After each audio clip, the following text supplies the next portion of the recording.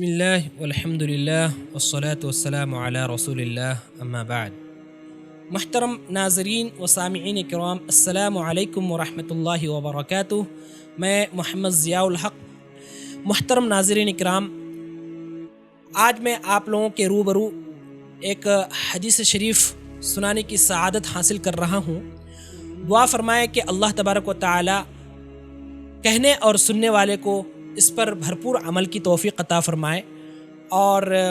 اس کی جو بھی سعادت ہے اس کو حاصل کرنے کی توفیق عطا فرمائے۔ تو حدیث شریف آپ سماعت فرمائے۔ عن ابی ہریرہ رضی اللہ عنہ عن النبی صلی اللہ علیہ وسلم قال، حضرت ابو ہریرہ رضی اللہ عنہ سے مروی ہے کہ رسول اللہ صلی اللہ علیہ وسلم نے فرمایا،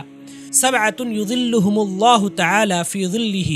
یوم لا ظل الا ظلہ، 7 قسم کے آدمیوں کو اللہ تعالی اپنے عرش کے سائے میں رکھے گا جس دن اس کے سوا اور کوئی سایہ نہ ہوگا۔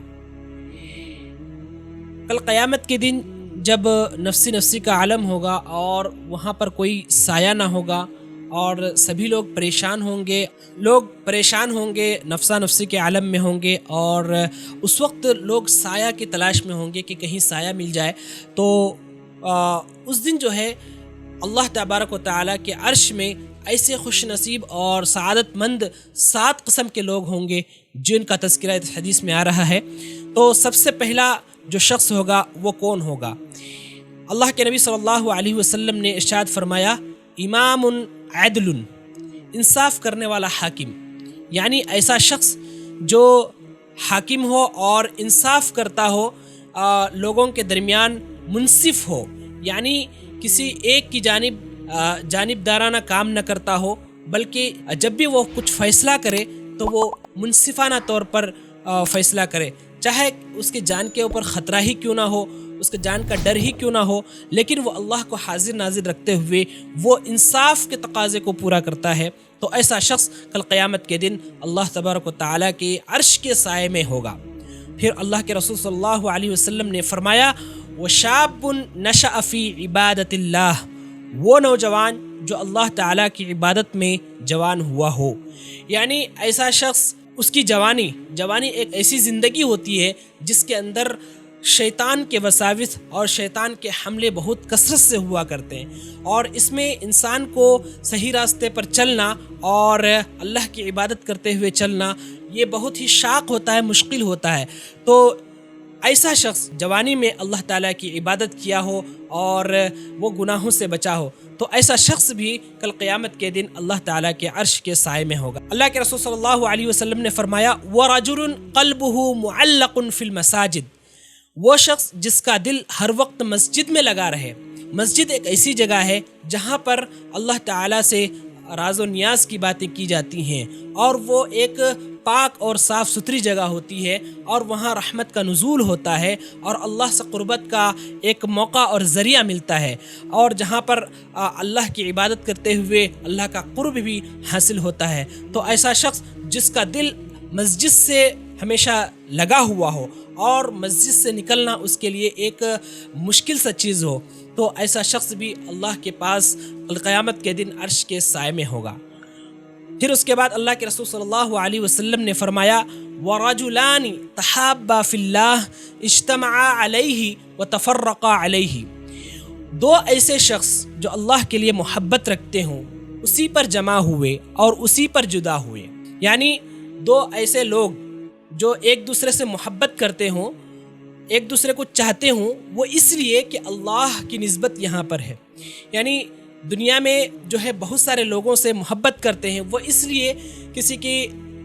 دولت کی طرف نظر کرتے ہوئے، کسی کے حسن و جمال کی طرف دیکھتے ہوئے اور جائیداد کو دیکھتے ہوئے، اس طرح سے بہت ساری محبتیں ہوا کرتی ہیں، جو کہ در حقیقت وہ محبت نہیں ہوتی، وہ محبت ایک دن فنا ہونے والی ہے۔ لیکن جو شخص اللہ کے لیے محبت کرتا ہے، دو لوگ اللہ کے لیے محبت کرتے ہیں، وہ اس لیے کہ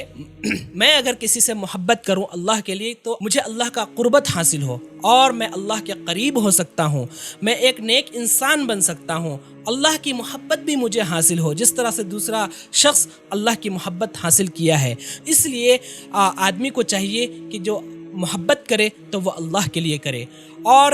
ان کا جمع ہونا، ان دونوں کا جمع ہونا اللہ کے لیے ہو۔ یعنی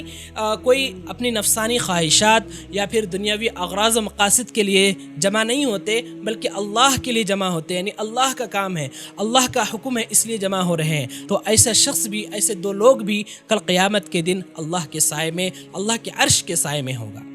پھر اللہ کے رسول صلی اللہ علیہ وسلم نے فرمایا وَرَجُلٌ دَعَتْهُ امْرَأَةٌ ذَاتُ مَنْصَبٍ وَجَمَالٍ فقال انی اخاف اللہ۔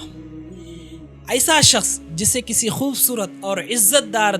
عورت نے بلایا، لیکن اس نے یہ جواب دیا کہ میں اللہ سے ڈرتا ہوں۔ خوبصورت یعنی حسن و جمال سے بھی بہت اعلیٰ اور عمدہ ہو، اور باعزت عورت بھی ہو۔ فحش کاری کے لیے ایسی عورت اگر دعوت دیتی ہے تو ایسے وقت میں اس مرد مجاہد کو اپنے آپ میں کنٹرول کر کے اس کو منع کرنا، اس لیے کہ اللہ کے حکم کے خلاف ہے، اللہ نہیں چاہتا کہ یہ ایسا کریں۔ اللہ کے لیے اگر کوئی شخص اس سے باز رہتا ہے اور اللہ کے لیے اس سب چیزوں کو چھوڑ دیتا ہے تو اللہ کل قیامت کے دن ایسے لوگوں کو اپنے عرش کے سائے میں رکھے گا، اور اس کا جو ثمرہ ہے وہ دنیا میں بھی اللہ تعالیٰ عطا کرتے ہیں۔ کوئی شخص بدکاری سے، بدفعلی سے بچ جاتا ہے تو اللہ تعالیٰ دنیا ہی میں ان کو ایسی ایسی نعمتیں دے دیتے ہیں کہ وہ سوچ بھی نہیں سکتے۔ اللہ کے رسول صلی اللہ علیہ وسلم نے فرمایا وَرَجُلٌ تَصَدَّقَ بِصَدَقَةٍ فَأَخْفَاهَا حَتَّى لَا تَعْلَمَ شِمَالُهُ مَا تُنْفِقُ يَمِينُهُ۔ وہ انسان جو صدقہ کرے اور اسے اس درجے چھپائے کہ بائیں ہاتھ کو بھی خبر نہ ہو کہ دائیں ہاتھ نے کیا خرچ کیا ہے،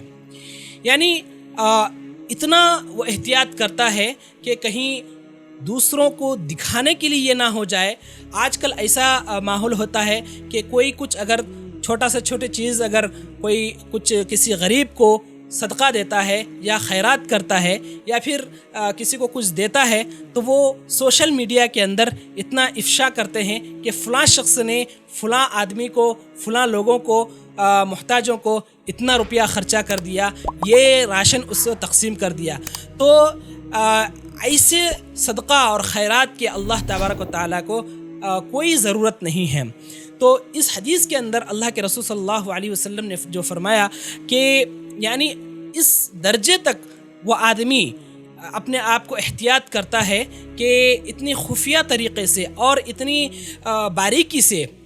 صدقہ کرتا ہے کہ ایک دوسرے ہاتھ کو بھی خبر نہیں ہوتی اور دوسروں کو معلوم نہیں ہوتا، کیونکہ یہ جو صدقہ ہے یہ خالصتاً اللہ کے لیے ہو رہا ہے، اللہ کی رضا کے لیے، کہ وہ جو صدقہ مصدق جو ہے، صدقہ کرنے والا، وہ یہ سوچتا ہے کہ مجھے کوئی دیکھے یا نہ دیکھے، یا دوسروں کو خبر ہو رہی ہے یا نہیں ہو رہی، اس سے کوئی مطلب نہیں، میرا اللہ مجھے دیکھ رہا ہے اور میں اللہ کے لیے کر رہا ہوں، وہ مجھ سے راضی ہو جائے، مجھ سے خوش ہو جائے، یہی میرے لیے کافی ہے۔